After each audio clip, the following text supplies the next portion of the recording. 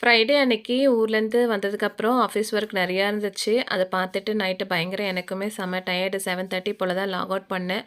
ஃப்ரீசர்ல வந்துட்டு மீன் அப்படியே வாங்கிட்டு வந்து வாஷ் பண்ணாம இருந்தது. அது வீணா போயிடுமேன்னு சொல்லிட்டு அத எடுத்து வாஷ் பண்ணி தனியா வச்சுட்டு, அதுக்கப்புறம் அன்னைக்கு நைட்டு பார்த்தீங்கன்னா, மீன் குழம்பு, மீன் வறுவல் தான் செஞ்சுட்டு இருந்தேன்.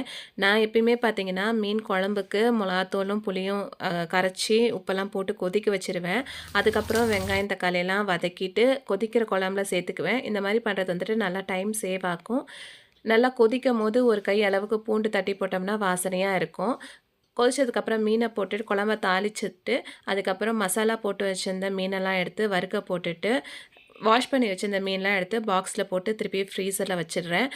வேணுன்றப்ப 2, 2 பீஸா எடுத்து வறுத்துக்கலாம். ஒசூர்ல பார்த்தீங்கன்னா, மீனோட ரேட் வந்துட்டு ரொம்ப ஜாஸ்தியா இருக்கும். அதனால எப்ப ஊருக்கு போனாலும் இந்த மாரி பல்க்கா மீன் வாங்கிட்டு வந்து வாஷ் பண்ணி ஃப்ரீசர்ல ஸ்டோர் பண்ணி வச்சுக்கிறது.